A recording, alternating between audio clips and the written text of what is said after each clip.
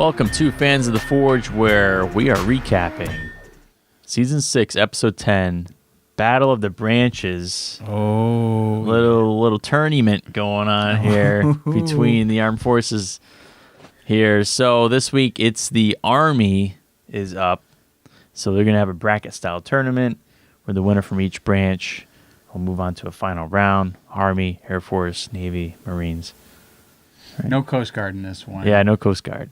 Doug said that they would get him next time. I was wondering about that. I was like, what about Coast Guard? Doug said something. He posted a thing on Instagram saying, "Sorry, Coast Guard, we only have the 4 anvils. We'll get you next time." I was like, okay, Doug. Yeah. Well, he better mean it. Yeah, right? I'm sure he does. Yeah. I don't know how that's much true. control he has over it. Yeah, that's true. All right. So, our guys this week, Furman Lopez, 15 years of service. So they're showing years of service, not their years of experience actually forging. Well, when they come out. For some of them, at least. Yeah. Yep. Then we have Dave Froughton, 12 years in service, 6 years of smithing experience. Jack Stottlemyre, 27 years in the service, 7 years smithing experience. And he's really tall. He was very tall, like Teresa pointed out after they did the lineup. She go, rewind it. Look how tall he is. He's almost a full head over the next tallest guy. Yeah. It means business. And finally, we have Tyler Hackbarth, who has 6 years in the service. So this tournament, the final winner will win $50,000. Whew, that's a big purse. It's pretty large. And for this episode, Jay Nielsen has returned. The pain train is back. He's back, so you know some pain's coming. Oh, yeah. All right, so round 1. The Smiths must make a V-42 Stiletto. It was, from Army commandos used for close combat during World War II, and it had to be between 8 and 10 inches with a through tang, a 1-inch ricasso, and a textured thumb rest on the ricasso.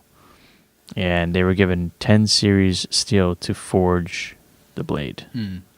So it presented itself a little bit of a challenge because they had to have, a quad hollow grind. Oh, yeah. To do that. So, puts those guys out of their comfort zone a little bit. Oh, yeah, for sure. Definitely. That's tough. I mean, I don't know how to do a hollow grind yet, I know that it's not easy. That's something I'd want it to do for the first time on the show. No, definitely not.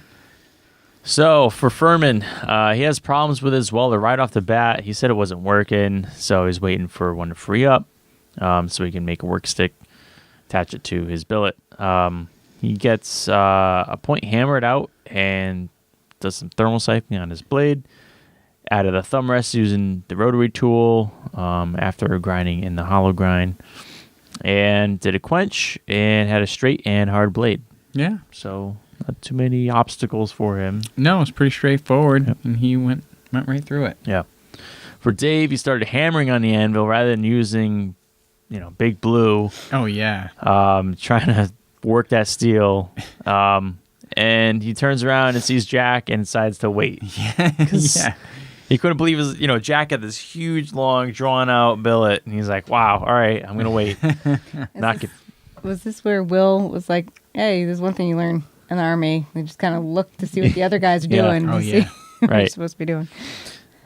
Dave checks his parameters after hammering out his billet, realizes he made it an inch too long, and what's caught all of us by surprise is that when it came time to, do some grinding on the blade, he's never used a belt grinder before. He's only used an angle grinder. What So, in the world? Okay. That's this is what I said to Teresa. Yeah. He had to have known he was going on the show. Right. He's never watched the show before. He had to have known he was going on there, like with some time frame ahead of time. He must know somebody. Or could find a shop. Or find a shop somewhere nearby that has a belt grinder. Right. And I'm sure if he was like, "Hey, I'm going to be on Fortune Fire. Can you show me how to do a little bit of grinding on this belt grinder?" And you could tell he didn't know how to use it because he wasn't holding it properly. He wasn't using a tool rest, nothing. It was just, freehanding. It didn't look good. No. Well, and to that, I was like, well, if you're familiar with using an angle grinder, just use an angle grinder. Yeah, why not? Just Right, if that's what you're used to, if, Was it a time thing? You didn't think he had time? I don't know if that would have saved him any time or not, because he might have wasted time just, playing with this. Yeah, I mean, if he has the experience of using the angle grinder all the time to do this, That stuff will move a lot quicker. That'll grind off some metal in a hurry, too. Oh, yeah. So anyway, he quenched his blade really hot, and judge made comments about the cracks and the stress, that can become from that. Mm-hmm. So moving on to Jack, he was concerned about the quad hollow grind. Who I think all of them were at that point, but he true. he went out of his way to say that this is going to be tough to do this grind. And you want to say something about what he does. So what was the name of his forge? Conflict Forge. Yeah. So he takes steel from battlefields all over the world and makes functional art, and 100% of the proceeds go to helping veterans. Yeah, that was pretty That's neat. really cool. Pretty awesome. I would say definitely check that out. Yeah. Yeah. Conflict Forge. Yeah, Conflict Forge. And what do you know? He broke one of the grinders. So he I don't know. And he just moved on. This Like, was the this guy. was broken. This is the This is big the brute. guy we're talking Yeah. about. So he's just like crank. He just cranked crank, on, something, and What was he like? crank. Brr. yeah. And so he used a torch to heat his blade for the heat treat, which the judges commended. But he did get a warp in the quench, and he brought it to the anvil and dramatic music and commercial break, and he bent it straight. Yeah. Well, I mean, No he problem. Had just broken a grinder, and now he's Yeah. pressing on Oh, his yeah. blade. You'd think he's going to break his blade, but he didn't. Perhaps. And finally, Tyler couldn't get on the power hammer, so he goes to the press. He works on drawing out a tang after shaping the blade, and he's throwing shade at the other branches of the military. Oh yeah. Yeah. Yeah, he's going to win. All right, so moving on to judging. For Furman, they said he had an uneven grind on his blade, but otherwise it was good. For Dave, he had a crack going about halfway through the blade, likely due to an extremely hot quench. Mm-hmm. For Jack, symmetry looks fantastic. It was a great blade, and if he wins, he owes them a grinder. And for Tyler, nice work, but Gene Nielsen wants to see round edges on their Casso instead of 90-degree angles. Right, because you can get stress points when you Right, have exactly. sharp. So round that off. And, well, Dave got the boot due to multiple stress fractures. So we moved to round 2. Who's doing round 2? I don't know that we actually I decided. don't think we decided. Do you want to do round 2? Sure. So for round 2, they need to attach a handle, a cross guard, a stacked leather handle, and a skull cracker or skull crusher. We're still not really sure. They said it both ways. Will has said it both ways. And a pommel in only 2 hours. Yeah. Oh yeah, they cut some time off. Yeah, they like to do that now. They So- can change it up whenever they want. Apparently, so. Their game, their rules. Furman starts by cutting his leather, and then he gets mild steel for the guard. And he chooses brass for his pommel and begins stacking the leather, his logic being that he'll work on getting that handle together so it can dry, and then he can do the rest of the stuff on the blade, which he then fixes the grind on his blade and then works on sharpening the blade. Jack spends a lot of time getting his guard in order and has issues with the files. He makes... What was it? I still didn't quite understand why he was having issues with the he couldn't files. find the one that he wanted. Is that what it was? It just wasn't quite the fit that he was looking for? Yeah, so like I mean, yeah. it was one of those things that's like, it's not a big deal, but it's a big deal for TV. Yeah, yeah. It was really like he had a round file. He's like, and he goes to like a big old file thing. He's like, and But then when you know that you need the one that's like in between those sizes and you're on a 2-hour crunch, he wants that file. yeah, Yeah. well, I get it. I mean, it's TV. He makes his like the original V-42 by drilling a pinhole and ends up snapping the drill Whoops. Oh, yeah, the drill bit. The drill Yeah. bit. Huh, not just the whole drill. Sorry. The drill bit inside the pommel. He gets the drill bit out and then shoves a pin and epoxies it. Then he fills in the gap with an additional piece of leather. Right, there's a gap up at the top of the handle, right? Yeah. Yeah, so that was his way of fixing that gap, was just to put more leather in there. Tyler starts working on shaving the tang, and then he plans to work on threading it. He has issues fitting his guard because he did thread it, and then Right. he couldn't get it through the guard piece. Right. So that part was round and bigger, and so his guard couldn't fit. Yeah. Yeah. And so he's drilling his stack of leather. Rather than punching holes one by one, he just gets the stack and he's drilling it. And Jay Yeah. Nielsen expects to see leather confetti. Yeah, like a big explosion of Yeah. leather pieces. But he does it, no problems. Yeah, Jay was, oh, okay. Haha, fool you. Pleasantly surprised. So for the strength testing, Jay Nielsen stabs and bashes ammo cans with, I can't even think of the word. I was thinking of all those casings, just Yeah, shell yeah, casings. the shell shower of casings multiple times. How many casings are in this can? Oh, yeah, it was just every time. So Furman, there was nothing to keep his hand from moving when bashing the skull cracker. And so this is for Jay. And so Furman also lost a bit of the tip of the blade and it flexed a bit. Right. So yeah, blade flexed a bit, lost the tip, and the pommel wasn't super effective from keeping Jay's hand from smashing into The can. things. Yeah, Mhm. top of the can. Jack had a great skull cracker and the blade was in good shape, but the pommel fell off. Considered a critical failure. Yeah, because otherwise the handle could just come right off at that Yep. point. So, And that was due to the fact that the drill bit didn't go all the way through the pommel and the tang. So Yep. that pin that he put in was only in the pommel, not also the tang. mm-hmm. And for Tyler, as long as he makes it through, he's going to be, past Jack. The tip held up fine, the edges were sharp, and everything was still intact. So Jack gets the boot due to the skull cracker falling off.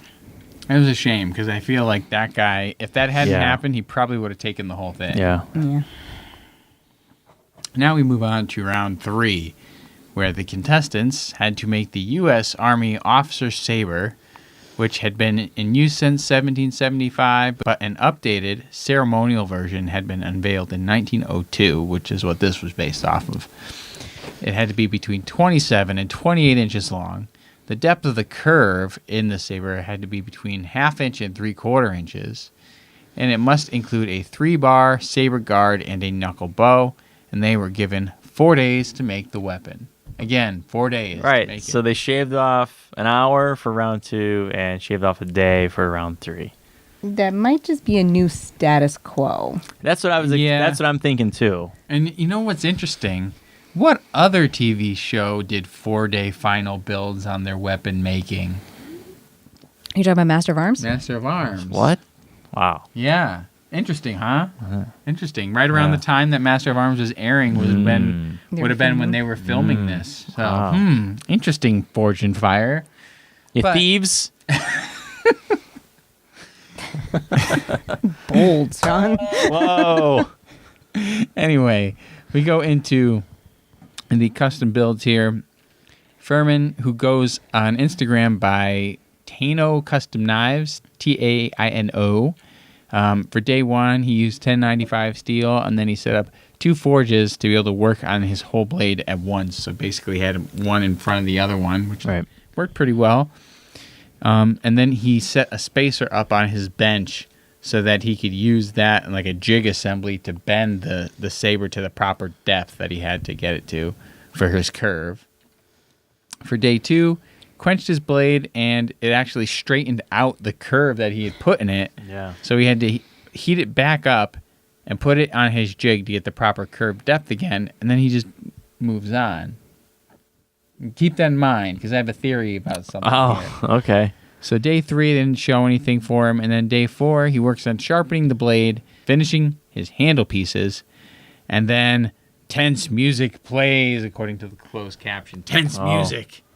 He breaks his handle material, and so he ended up switching to making a purple heart handle using a purplish wood, which was actually looked really nice. Yeah. And then Tyler, he goes by Wolf River Forge on Instagram. For day one, he started by making a high layer 111. Oh my God, I can't speak. All right. On day one, he starts by making a 111 layer Damascus billet, and he's using a 22-ton log splitter press that he built himself. Right. That's pretty crazy. That's pretty bad. At 22 tons, like that's gotta be moving some metal. Yeah, and it was. It worked that billet pretty well. Oh yeah, it was great. For day two, he went for his quench, and he had a little bit of a warp, but he was okay with it. He was pretty certain he could grind it out. Again, they skipped over day three, and then for day four, he planned to finish the shaping of the handle and finish his blade.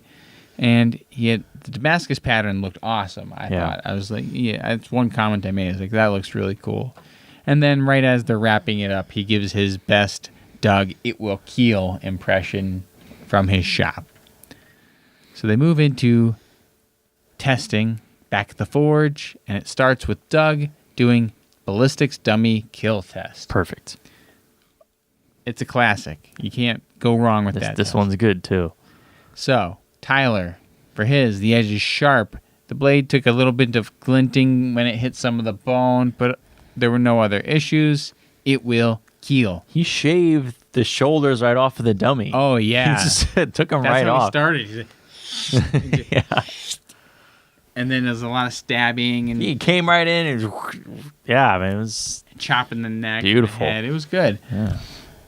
For Furman, he beheaded the ballistics dummy with his. It was a sharp, sharp blade, but then Doug backs up and you get a better look at that sword, and it's bent. It's got a pretty good bend to it. It was not looking good, and he had chipping on the edge from that as well, like again, hitting the bones. But it will keel. So even though it still had a little bit of had a bend that was fairly noticeable, they were able to move on. They go to the strength test, and Jay Nielsen, pain train, comes in to attack some bamboo that's wearing a helmet. Yeah.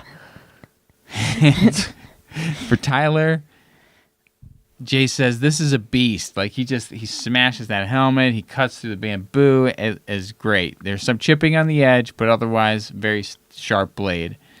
For Furman, he takes one swing with that thing, and the blade just bends further, way more. Like just, and then the handle swells were not placed in a good position for Jay's hands, so his knuckles smashed into the guard in that first hit. And so it was like one hit, and Jay's like, oh no, ain't gonna happen. Yeah.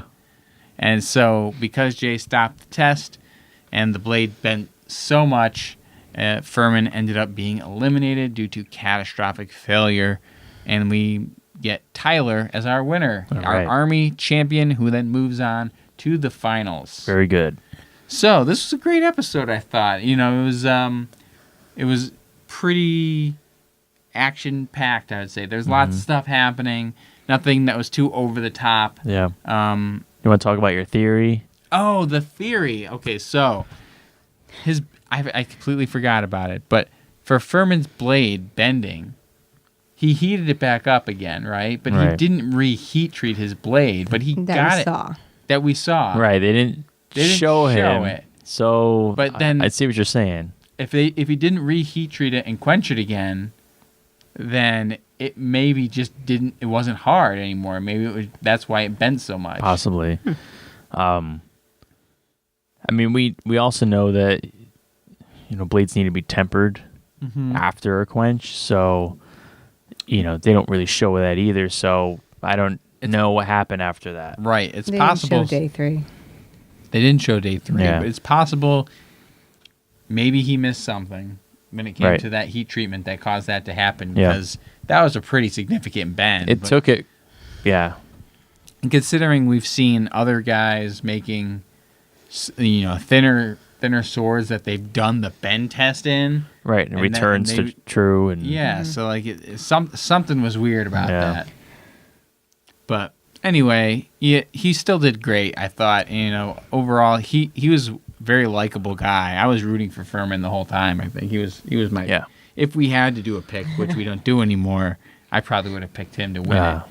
But overall, it was a good start to the tournament and a good start to the evening because it was a back-to-back double episode night. And we will cover the next one in our next recap. How about that? So, first things first. We have a giveaway going on. Still got that thing going on. You got to enter this giveaway. We're giving away an ostrich egg. We're giving away some crossbow bolts. We're giving away some hot sauce. We're giving away a knife banner. It's going to be great. I made some jerky, I think, last weekend. I could throw some in. Hey, look at we got something else there we here. go. Something else. Yeah. We got some jerky thrown in. Homemade jerky from Sean. This is a great little prize pack. Absolutely. Hell yeah. I mean, think of this. Jerky and eggs. Jerky and eggs with some hot sauce on top. Oh, my God. Oh, my gosh. We're giving There's you an your winner. ultimate Man. breakfast giveaway right here. This is going to be good. So remember to go enter the giveaway. The posts are on our Instagram account. All you have to do, find the post, comment on it, hashtag FOTFGAW, and then if you subscribe to our YouTube channel, you can get a second entry into the contest. And you have to be following our Instagram account, JD Hungerford, which is Hungerford Blacksmithing, and Forge and Feathers, which is Zach Lewis's, who's providing the ostrich egg. So go follow those guys. Do a little comment to let us know that you entered the contest. It's pretty easy. There's not a huge number of people in it so far. Odds are so pretty good right Yeah, now. your odds are looking Odds are good. You might win an ostrich egg. Some other stuff. And other than that, thanks to everybody that has been following us on YouTube and Facebook. Our Facebook page went from, 100 and something likes to 500 and something likes over the last 2 killer. weeks. Nice. Related to the fan favorite episode that we did, but still nice. Not complaining. Nope. Follow us wherever you want to. We're available on pretty much all platforms, but we don't screw around with Twitter because it's kind of a waste of time. Yeah. And How's our other thing going with the weapon? What's your favorite weapon? we've gotten a good amount of feedback on that. Sean, I don't know if you realized I had posted that. I saw it. You saw it, okay. Yes. So you have to. The thing about that is we posted it to the Friends of Forge and Forge and Fire group on Facebook. And the reason we did that is because you need to post a poll to a group to be able to add multiple options. If I wanted to post just a regular poll, it only lets you do 2. So I talked with Yahtzee Radko, who is one of the admins for that group. He's like, of course you guys can post whatever you want. But the thing is, if you want to vote on it, you have to be in the group. Gotcha. Or at least if you wanted to add a thing. I wanted to add mine, and I couldn't until I joined the group, which was fine. They'll add you.